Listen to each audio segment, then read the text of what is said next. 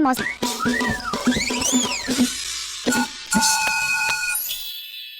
ये कहानी ज्यादा पुरानी भी नहीं और नई भी नहीं। एक शहर में एक खूबसूरत छोटी सी लड़की रहती थी। उस दिन चारों ओर नए साल का जश्न था।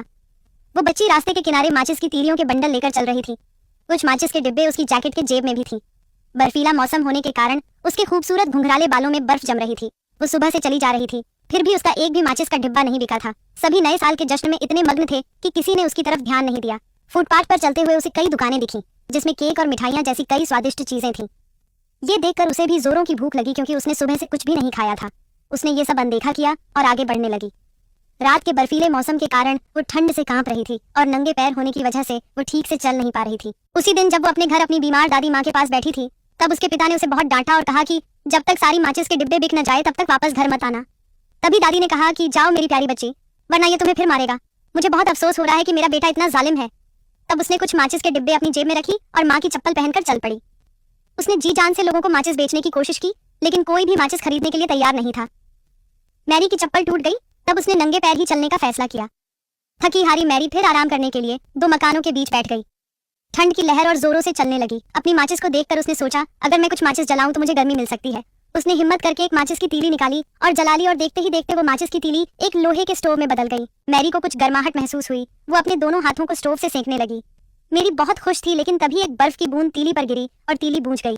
वो बहुत परेशान हो गई और ठंड के मारे फिर से कांपने लगी। उसे फिर से ख्याल आया। उसने फिर से एक माचिस की डिब्बी निकाली और एक माचिस की तीली दीवार से जलाई, और वो हैरान हो गई क्योंकि उसे दीवार के आर पार सब कुछ दिख रहा था।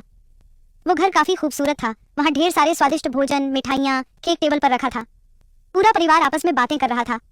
मैरी ने टेबल पर रखा बतख का गोश्त देखा जो प्लेट पर था, और अगले ही पल वो बतख उसके पास आने लगा।